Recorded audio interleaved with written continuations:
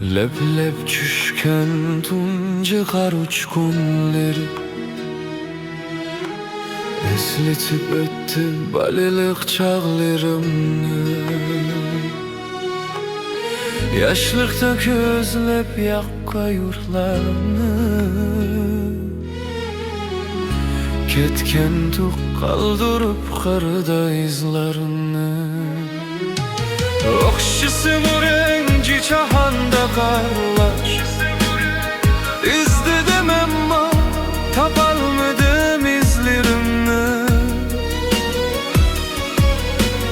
Lepildep çüşmekte üstümge karlar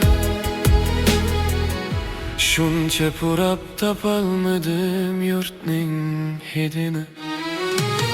Okşısı bu renci çahanda karlar İzledim ama tapalmadım izlerimni. Lepildep çüşmekte üstümge karlar Şunca purap tapalmadım yurtning hidini.